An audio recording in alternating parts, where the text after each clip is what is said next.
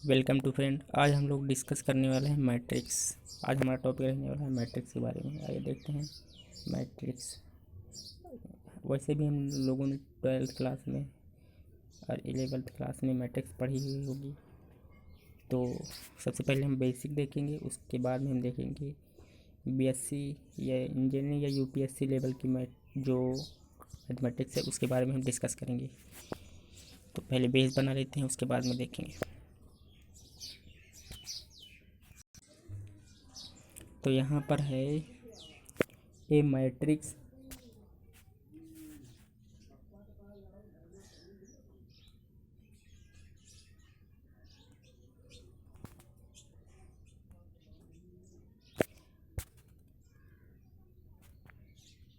A matrix A over एक matrix है जो किस पर है, over a field K over simple a motion where K is a implicit, ठीक है, is a rectangular array of scalar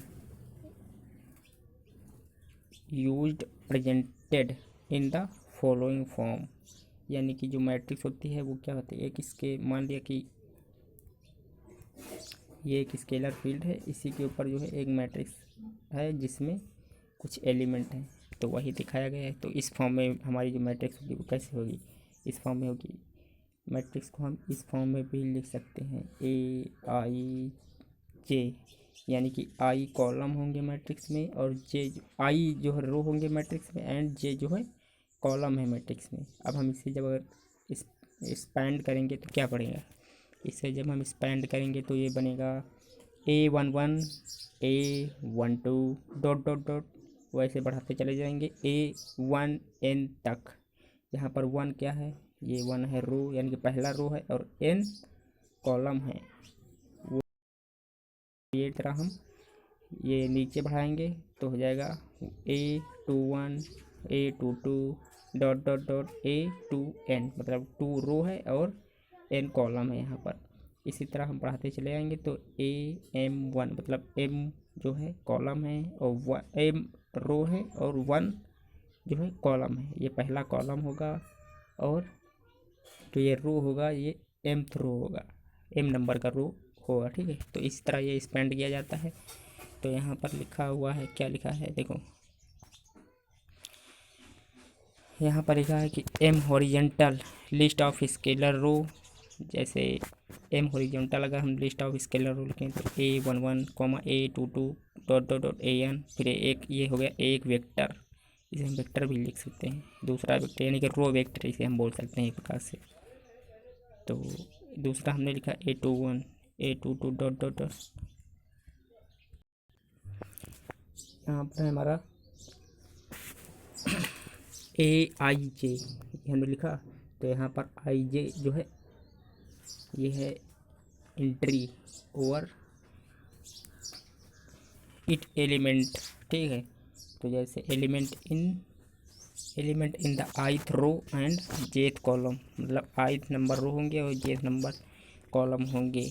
जैसे मतलब जब हम इसे एक्सपेंड करेंगे तो जैसे अगर हमें बढ़ाना है तो A1 A11 A12 ऐसे हम बढ़ाएंगे A1N तक, और ये हम ऐसे बढ़ा लगाएंगे AM1 तक, ठीक है। ये ऐसे बढ़ाते चले जाएंगे AMN हो जाएगा, तब हमारा मैट्रिक्स एक्सपेंड कर जाएगा इस तरह।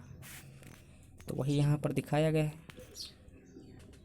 जैसे यहाँ पर है तो AIJ इक्वल टू क्या है, यहाँ पर IJ लिखो या M क्रॉस N लिखो, तो M को बोलते हैं रो और जो N होता है इसे कॉलम, वही यहाँ पर I को बोलते हैं रो, J को बोलते हैं कॉलम। तो साइज ऑफ मैट्रिक्स या ऑर्डर ऑफ मैट्रिक्स इसे हम बोलते हैं, IJ या M क्रॉस N को M इंटू N को ये बोलते हैं, यानी कि ऑर्डर ऑफ मैट्रिक्स का होगा। तो M इंटू N को अगर मल्टीप्लाई कर दें तो हमारा हो जाएगा ऑर्डर ऑफ मैट्रिक्स, यानी कि रो इंटू कॉलम। तो N vertical list of scalars columns, मतलब जो हमारे कॉलम दिए होते हैं उनको अगर हम वेक्टर के फॉर्म में लिख दें तो ये होता है हमारा vertical list of scalar column. जैसे यहाँ पर मान लिया ये एक मैट्रिक्स है, ये एक मैट्रिक्स है 1 2 3 4। तो अगर हम इसे कॉलम के फॉर्म में लिख दें तो 1 3 ये कॉलम में हो गया और कॉमा लगाया, और 2 4 ये कॉलम में हो गया। तो यानी कि ये एक वर्टिकल लिस्ट ऑफ स्केलर हो गया कॉलम का, और ये भी एक vertical list of scalar column का हो गया। तो इसे हम कॉलम वेक्टर बोल सकते हैं अलग से, इसे अलग से कॉलम वेक्टर, यानी कि ये दोनों क्या हैं, कॉलम वेक्टर भी कहलाएंगे। तो we can say that this is the column vector. तो इक्वालिटी ऑफ मैट्रिक्स देखने वाले हैं अब हम, क्या क्या मैट्रिक्स में इक्वालिटियाँ हैं, मतलब समानताएं हैं। तो आइए देखते हैं। तो सबसे पहले two matrix A and B are equal, right as A equal to B हम कब लिखेंगे, दो मैट्रिक्स इक्वल हैं तो if they have same size, equal size या करस्पॉन्डिंग एलिमेंट आर इक्वल, तब हम बोलेंगे दो मैट्रिक्स इक्वल हैं। रो मैट्रिक्स रो वेक्टर, या रो मैट्रिक्स बोलो या रो वेक्टर बोलो, बात सेम ही है। तो हमने बताया था रो वेक्टर कैसे लिखा जाता है, तो ये हो गया हमारा रो वेक्टर। तो यहाँ पर a matrix with only one row is called one matrix over row matrix over row vector, ये कहलाता है। ठीक है, इसी तरह हम और आगे अब हम देखने वाले हैं कॉलम मैट्रिक्स या कॉलम वेक्टर के बारे में। तो कॉलम वेक्टर हमें बता ही दिया था, ये जब इस तरह हम वर्टिकल लिखते हैं तो कॉलम वेक्टर, वर्टिकल मीन्स ऊपर की ओर खड़ा, ये होता है वर्टिकल। और हॉरिजेंटल की बात करें तो ये होता है हॉरिजेंटल।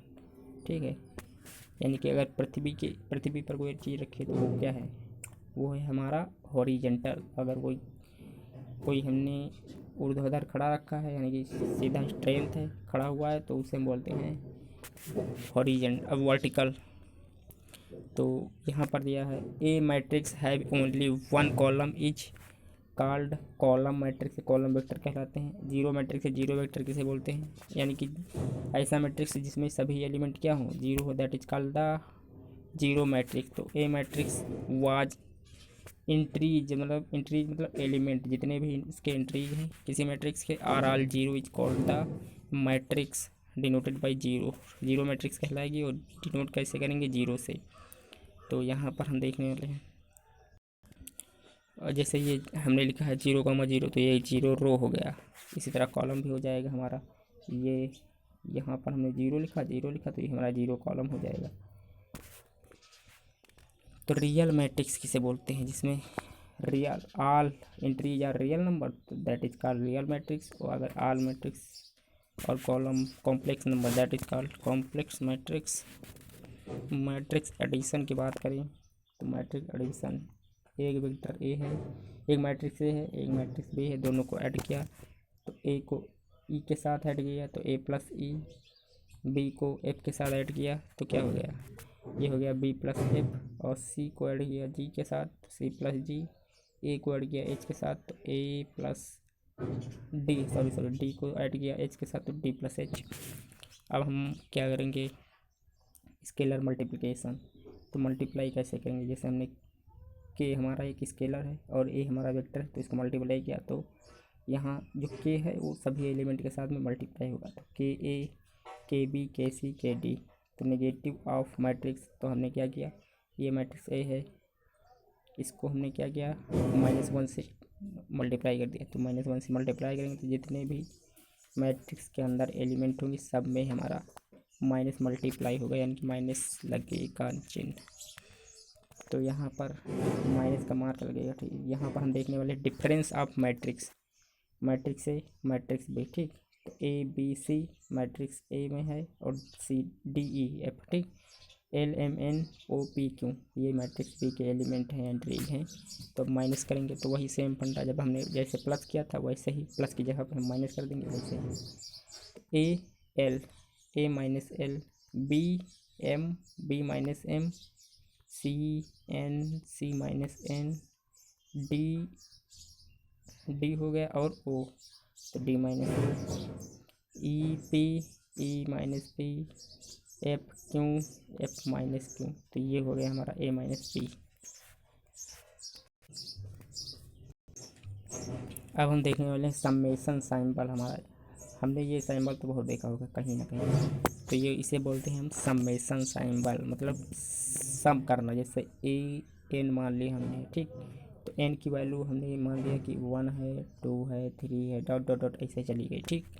तो अगर हमें समेसन ए एन निकालना है तो हम क्या करेंगे, समेसन ए एन निकालने के लिए ए की वैल्यू 1 रखेंगे, एज की वैल्यू हम पहले 0 रखेंगे, 0 रखा तो A0 plus A1 plus A2 plus A3 ऐसे हम डॉट डॉट करते जाएंगे AN तक। तो ये हो गया हमारे समेसन का मतलब।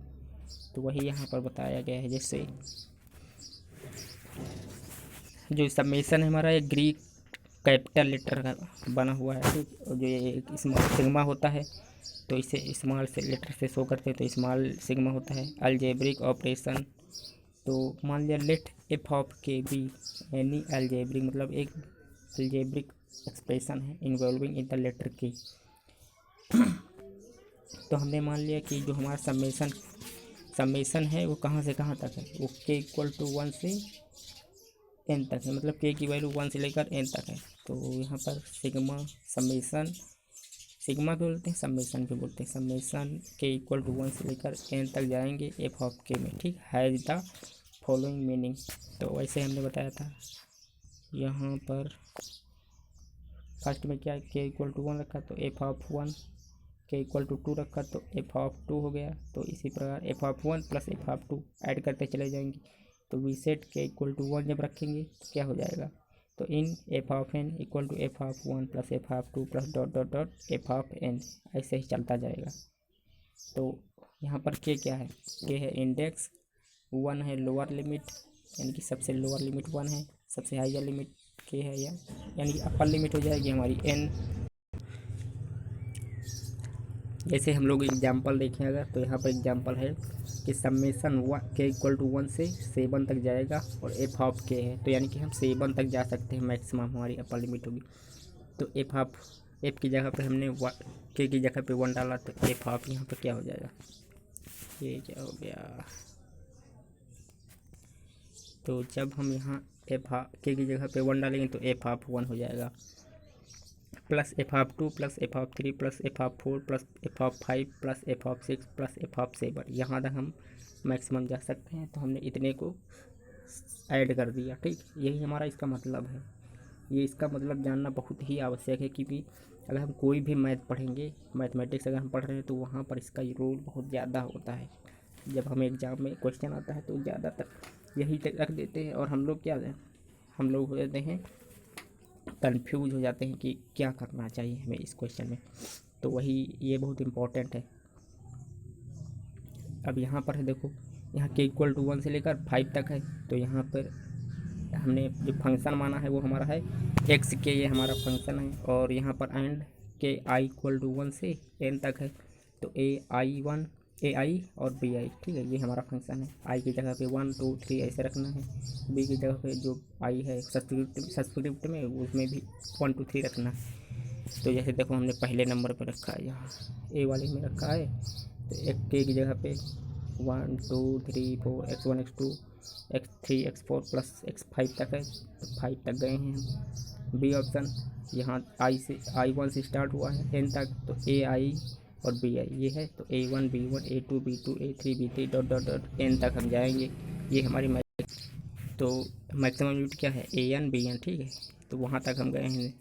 अब हम यहाँ पर देख लें सी नंबर में, तो J इक्वल टू 2 से और हम गए हैं 5 तक। तो यहाँ पर हमारा फंक्शन क्या है, J स्क्वायर, यानी कि हमें जो J की वैल्यू रखनी है 2 से 2 का स्क्वायर करना है, फिर प्लस 3 का स्क्वायर प्लस 5 का स्क्वायर, यहाँ तक हमें जानना है। 5 का स्क्वायर हो जाएगा, यहाँ तक जाना है, फिर 6 का स्क्वायर, 6 वैसे है नहीं यहाँ पर, तो हमें 2 से लेकर 5 तक जानना है। तो 4 प्लस 9 प्लस 16 प्लस 25, तो प्लस ये 36 नहीं होगा, क्योंकि यहाँ पर हमें 5 तक ही जाना है, तो हमारा 20 आंसर हो जाएगा।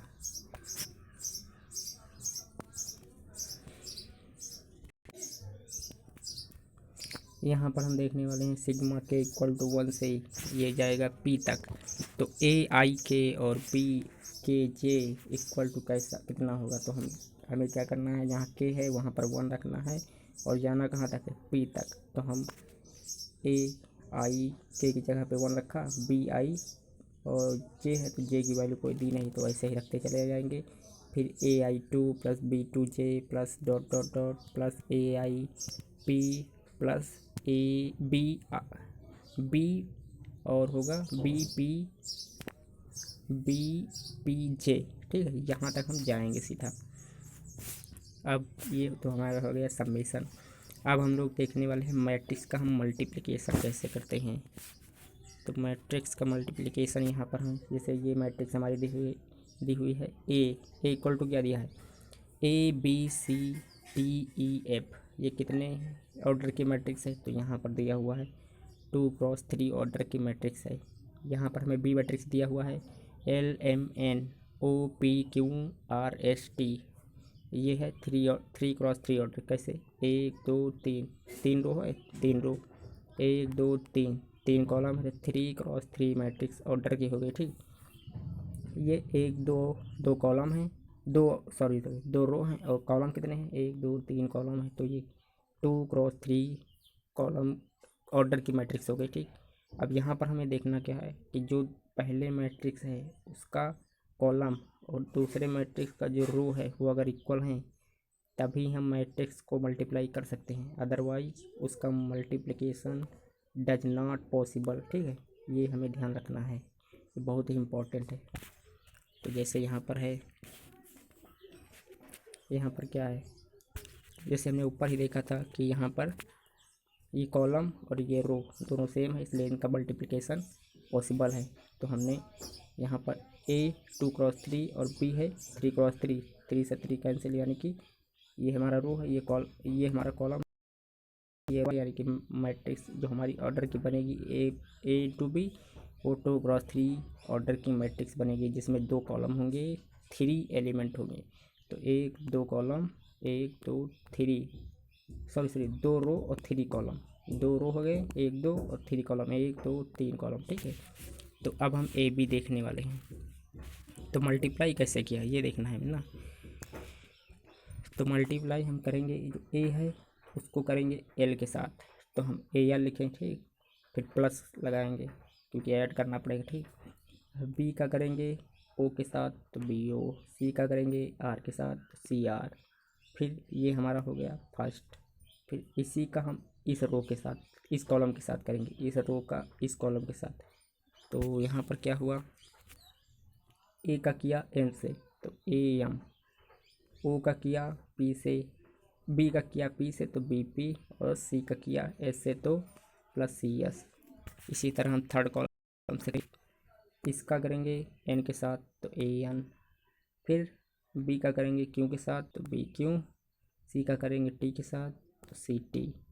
इसी प्रकार अब हम दूसरा कैसे करेंगे, दूसरा करेंगे D का किया L के साथ DL, E का किया O के साथ EO, प्लस में प्लस लगाते जाएंगे, F प्लस, F का करेंगे R के साथ तो FR, फिर यहाँ से D का करेंगे M के साथ, ये M हो गया तो DM, E का P के साथ EP, F का S के साथ FS, ये हो जाएगा। इसी तरह हम नेक्स्ट वाले में करेंगे तो हमारा यही आंसर आ जाएगा। तो ये हमारा आंसर आ जाएगा। ठीक, अब अगर हम किसी कंपटीशन एग्ज़ाम में बैठे या जैसे CSIR नेट या गेट के एग्ज़ाम में, तो हमें कभी कभी पूछ लेते हैं कि नंबर ऑफ़ मल्टीप्लिकेशन हमने इसमें कितना किया है। ठीक, तो नंबर ऑफ़ मल्टीप्लिकेशन क्या होगा, 18 होगा। कैसे, यहाँ पर एक मल्टीप्लिकेशन, यहाँ पर 2, यहाँ पर 3। ठीक, यानी कि एक इसमें 3 मल्टीप्लिकेशन हुए हैं तो कितने हैं, 1 2 3 4 5 और इसे मिलाकर 6, यानी कि 6 गुणे 3 कितने, 18 मल्टीप्लिकेशन हुए हैं। लेकिन इसका और एक तरीका है, जैसे यहाँ पर है ऑर्डर ऑफ मैट्रिक्स क्या है, तो 2 गुणे 3। ठीक, और जो ये 3 और 3 जो कॉमन थे उसे भी हम मल्टीप्लाई कर देंगे 3 से, तब हम क्या हो जाएगा, ये हमारा हो जाएगा 18 number of multiplication in the matrix. जो हमने मल्टीप्लाई की है उसमें इतने मल्टीप्लिकेशन हुए हैं। नंबर ऑफ एडिशन की बात करें तो 1 2 2 हमने प्लस लगाए हैं, तो हैं कितने टोटल जो हमने किए हैं, 1 2 3 4 5 6 हैं। यानी कि एक में अगर 2 हैं, एक में अगर हमने 2 ऐड किए हैं एक में 2 टोटल 6, तो 6 दूनी 12 हमारे एडिशन हो जाएंगे। तो ये निकालने के लिए कभी कभी आ जाता है। अब जैसे यहाँ पर है नंबर ऑफ एडिशन, और यहाँ पर ए 2x3 और बी मैट्रिक्स है 3x3 की, तो 3x3 कॉलम कॉमन है, तो इसमें हमने क्या किया, ए 2x और गुणे इंटू 3 जो है यहाँ पर कॉमन है उसमें -1 कर दिया, इंटू 3 वाला ऐसे ले लिया, ये 2 ऐसे ले लिया, ये 3 ऐसे ले लिया, और जो हमारा बीच में 3 जो हमारा ये हो गया कॉलम, ये हो गया रो, इसमें से एक माइनस कर दिया, तो है 2x2 × 3 = 12, यानी कि 12 हो गया आंसर। यहाँ पर देखो मल्टीप्लाई कैसे करेंगे, तो यहाँ पर 7, -45 है, तो 1 × 3 हो जाएगा यहाँ पर, और ये मैट्रिक्स देखें, यानी कि 1 × 3 ऑर्डर की मैट्रिक्स हमारी ये हो गई। अब ये मैट्रिक्स देखें तो 3, 2, -1, तो ये क्या है, ये 3 यानी कि 3 रो हैं इंटू 1 कॉलम है, तो इसलिए ये हमारी हो गई 3x1 की मैट्रिक्स। तो यहाँ पर ये वाला कॉलम ये वाला रो है दोनों इक्वल, तो ये हमारी मैट्रिक्स जो मल्टीप्लिकेशन संभव है, तो 1x1 की मैट्रिक्स बनेगी, यानी कि एक ही एलिमेंट होगा या एंट्री होगी मैट्रिक्स के अंदर। तो मल्टीप्लाई ये कैसे करेंगे, इस 7 को 3 से मल्टीप्लाई करेंगे, -4 को 2 से, 5 को -1 से, बस यही हो जाएगा। ये हो गया 7 × 21 -8 -5, तो ये हो जाएगा 8 आंसर। ठीक है, 8 7 15 हो जाएगा, तो इसमें 21 से माइनस करेंगे तो हमारा 8 आंसर आ जाएगा। तो आइए नेक्स्ट। अब यहाँ पर हम लोग देखने वाले हैं कुछ इम्पोर्टेंट थ्योरम के बारे में, जैसे लेट ABC मैट्रिक्स दी हुई है, तो मान लिया ABC एक मैट्रिक्स है, ठीक, तो यहाँ पर AB एक ब्रैकेट में इंटू C = A बाहर हो जाएगा और B × C हो जाएगा, तो इसे हम बोलते हैं एसोसिएटिव लॉ हो गया। फिर B ये हो गया हमारा AB + C ब्रैकेट में = AB × AB में AB हो गया प्लस AC, तो इसे हम बोलते हैं डिस्ट्रीब्यूटिव। लेफ्ट साइड से मल्टीप्लाई किया है तो लेफ्ट लॉ हो गया, left distributive law, right side से करेंगे तो राइट डिस्ट्रीब्यूटिव लॉ हो जाएगा, ठीक, यानी कि कुल मिला के इसे हम डिस्ट्रीब्यूटिव लॉ बोल सकते हैं दोनों को लगा। ये हमारा के स्केलर हो गया, AB वेक्टर हो गया, मल्टीप्लाई किया तो के ए ब्रैकेट में कर लिया, B को बाहर कर दिया, फिर यहाँ पर A बाहर हो गया, के, इसे हम बोलते हैं भैया के या स्केलर। नोट में क्या लिखना है कि अगर हम ये हमारा स्केलर O है into A = 0 and B 0 = 0 where 0 is a zero matrix. तो जीरो मैट्रिक्स है, तो जीरो मैट्रिक्स में कितने एलिमेंट एंट्रीज होते हैं, 0 0 0, यानी कि 0 एंट्रीज होते हैं जीरो मैट्रिक्स में। आइए अब हम नेक्स्ट देखने वाले हैं। नेक्स्ट है हमारा ट्रांसपोज ऑफ अ मैट्रिक्स है, तो अगर हम कोई मैट्रिक्स ए दी है उसको हम ट्रांसपोज लेंगे तो क्या करेंगे, रो को कॉलम में, कॉलम को रो में चेंज कर देंगे, वो हो जाएगी हमारी transpose matrix. Row convert column, column convert row, that is called transpose matrix. जैसे यहाँ पर है एक मैट्रिक्स दी है 2 3 4, अब जब हम इसका ये ए है, ए ट्रांसपोज निकालेंगे तो क्या हो जाएगा, ऐसे लिखेंगे तो ये हो जाएगा 1 है तो 1 ऐसे लिखेंगे, 2 यहाँ पर है 2 यहाँ लिख लेंगे, 3 है 3 यहाँ लिखेंगे, 4 यहाँ 4 यहाँ लिखेंगे, ये हो जाएगी हमारी ए ट्रांसपोज मैट्रिक्स। ठीक है, ऐसे ध्यान रखना है। अब हम देखते हैं यहाँ पर प्रॉपर्टीज़ क्या है ट्रांसपोज मैट्रिक्स की। तो प्रॉपर्टीज़ की बात करें ट्रांसपोज मैट्रिक्स की, तो यहाँ पर क्या है देखो, let A and B matrix, ठीक, मैट्रिक्स है, and let K be a scalar है, तो क्या हो जाएगा ए + बी का ट्रांसपोज क्या हो जाएगा, ए का ट्रांसपोज + बी का ट्रांसपोज, ऐसे हम कर सकते हैं। फिर के स्केलर है, ए वेक्टर है, इसका ट्रांसपोज है तो के बाहर हो जाएगा, ए पर ट्रांसपोज लग जाएगा, ए ट्रांसपोज उसका फिर ट्रांसपोज, तो क्या हो जाएगा ए, क्योंकि हम एक बार ए का ट्रांसपोज लेंगे तो फिर ए ट्रांसपोज ए = 1 2 3 4 है, इसका ट्रांसपोज निकालेंगे तो क्या हो जाएगा, ये हो जाएगा 1 2 3 4, फिर इसका ट्रांसपोज निकालेंगे फिर से क्या हो जाएगा, तो ये हो जाएगा 1 3 2 4 यानी कि सेम सिमिलर हमें आ गए ए के, तो इसीलिए बोलते हैं अगर किसी मैट्रिक्स का हम 2 बार ट्रांसपोज लेंगे तो स्वयं वही मैट्रिक्स हमें मिल जाएगी जो मैट्रिक्स हमें ओरिजिनल में दी हुई थी। ठीक है, तो यहाँ पर अब हम देखने वाले हैं ए बी, इसका ट्रांसपोज क्या हो जाएगा। तो ये हो जाएगा ए इंटू बी का transpose, B transpose A transpose, ये हमें इम्पोर्टेंट है, याद रखना है। ठीक है, जैसे अगर एग्जाम में पूछा जाए A B C D E 5 matrix दी हुई हैं और इनका ट्रांसपोज निकालना है डायरेक्ट। ठीक है, इनटू में इतनी मैट्रिक्स दी हैं, उनका ट्रांसपोज निकाला, तो हम कैसे निकालेंगे। पहले हम लास्ट इधर से शुरुआत करेंगे, उल्टा साइड बैक साइड से शुरुआत करेंगे। तो स्टार्टिंग किया हमने, तो A transpose D transpose C transpose B transpose A transpose, इतनी हमारे ट्रांसपोज हो गए। तो हमें इस प्रकार सॉल्व करना है क्वेश्चन को। तो आइए अब हम देखते हैं स्क्वायर मैट्रिक्स, यानी कि स्क्वायर मैट्रिक्स किसे कहते हैं।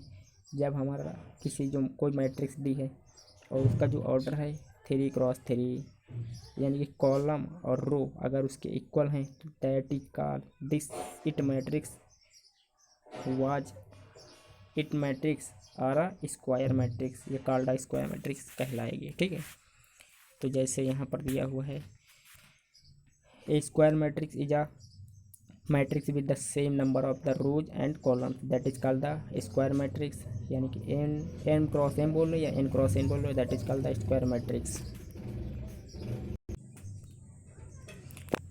ऑर्डर एन है, यहाँ पर है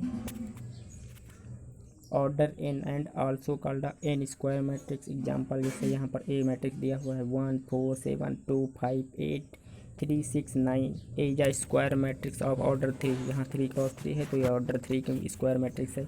रेक्टेंगुलर मैट्रिक्स की बात करें तो रो मैट्रिक्स स्क्वायर, ये हमने हो गया ये ए कॉमा बी कॉलम मैट्रिक्स हो गया ये इस साइड, यानी कि रेक्टेंगुलर मैट्रिक्स मतलब अगर हम एक वेक्टर को लिख लें, यानी कि एक कॉलम को उठा लें किसी मैट्रिक्स के या एक रो को उठा लें, तो दैट इज कॉल्ड हमारी रेक्टेंगुलर मैट्रिक्स हो जाएगी, जिसमें number of row does not equal to number of column के होंगे। तो ये होती है हमारी रेक्टेंगुलर मैट्रिक्स। जैसे ये दी हुई है 2x4 ऑर्डर की मैट्रिक्स है, तो यहाँ पर नंबर ऑफ रो, कॉलम की बात करें तो 2 है, रो सॉरी अगर हम रो की बात करें 2 है, तो कॉलम की बात करें तो यहाँ पर 1 2 3 4 यानी कि 4 कॉलम है हमारी, तो does not equal to each other, तो that is called the rectangular matrix, मतलब कॉलम हैं वो रो के बराबर नहीं है, इसीलिए मैट्रिक्स हमारी रेक्टेंगुलर मैट्रिक्स कहलाएगी। रेक्टेंगुलर कैसा होता है, जो इस तरह हो, ठीक है, यानी कि उसकी जो ये वाली भुजा है, यानी कि ये वाली आर्म्स एंड ये वाली आर्म्स डज नॉट इक्वल होती हैं, तो इसीलिए हम इसे रेक्टेंगुलर बोलते हैं। लेकिन वर्ग में, स्क्वायर में ये भी बराबर, ये भी बराबर, ये भी बराबर, ये भी बराबर, तो दैट इज कॉल्ड स्क्वायर, इसीलिए वही समझ लो सेंस लगा के। ठीक है, अब हम इम्पोर्टेंट देखने वाले हैं sir, trace of a matrix क्या होता है। तो देखो जैसे ये मैट्रिक्स है 1 2 3 4, ये हमारी मैट्रिक्स दी हुई है। अब हमें इसका ट्रेस निकालना है, तो हम ये वाला खींचेंगे यहाँ से, तो 1 + 4 ये हमारी हो गई मेन डायगोनल। तो 1 + 4 डायगोनल किसे बोलते हैं, डायगोनल बोलते हैं जिसे हमारा पैरेललोग्राम है, यहाँ से हमने ये खींचा तो ये हो गया हमारा डायगोनल, ये हम ये खींचे तो ये भी हमारा डायगोनल, तो ये होता है हमारा डायगोनल। ठीक है, तो ऐसे हमें डायगोनल निकालना बहुत आसान ही, ज़्यादा कठिन है। ठीक है, तो यहाँ पर हमने माना क्या है, लेट ए इक्वल टू ए आई जे, ये हमारी एक मैट्रिक्स है, बी स्क्वायर मैट्रिक्स है, यानी कि कॉलम और रो जो है वो इक्वल हैं, 3x3 की मैट्रिक्स है मान लिया। तो ट्रेस ऑफ ए मैट्रिक्स का जो ट्रेस होता है वो क्या होता है, summation of principal diagonal of element, यानी कि जो मैट्रिक्स के प्रिंसिपल डायगोनल के जो एलिमेंट होते हैं उनका समेशन ही हमारा ट्रेस ऑफ मैट्रिक्स कहलाता है। जैसे मान लिया ये हमारी मैट्रिक्स है A B C D E F G H I, ठीक, तो ये हमारा प्रिंसिपल डायगोनल होगा। ठीक है, ये हमारा सब डायगोनल और ये है हमारा सुपर डायगोनल, तो ये हमें याद रखना, ये सब डायगोनल, ये सुपर डायगोनल, ये मेन डायगोनल यानी कि प्रिंसिपल डायगोनल। तो हमें इस वाले के एलिमेंट उठाने हैं और सबको ऐड कर देना, तो ए ई आई इनको हमने ऐड कर दिया, तो ये हमारे हो गए हैं ट्रेस ऑफ अ मैट्रिक्स। आइए हम कुछ प्रॉपर्टीज देखते हैं। जैसे यहाँ पर प्रॉपर्टीज़ की बात करें तो trace of A plus B equal to trace of A trace of B, अलग अलग हम मैट्रिक्स से निकाल सकते हैं।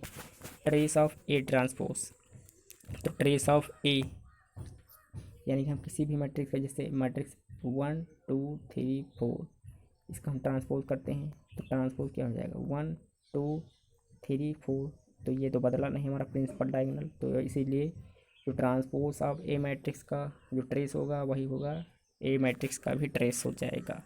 तो वही यहाँ पर दिया गया है कि ट्रांसपोज ऑफ ए मैट्रिक्स का ट्रेस जो होगा वो इक्वल होगा ट्रांसपोज ऑफ ए मैट्रिक्स के, ट्रेस ऑफ ए मैट्रिक्स के, सॉरी यहाँ पर है trace of A into B क्या हो जाएगा, तो trace of B into A हो जाएगा।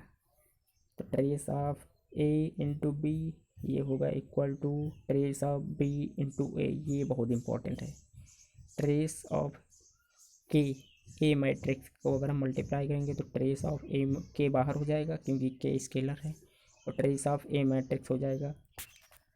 और यहाँ पर हम देखने वाले हैं ऑल द, यद्यप क्या होता है A B does not equal to B A, ये बराबर नहीं होते हैं मैट्रिक्स के कंडीशन में, but these are always equal होते हैं। ठीक है, तो थैंक यू फ्रेंड, मिलते हैं नेक्स्ट लेक्चर में, तब तक के लिए धन्यवाद।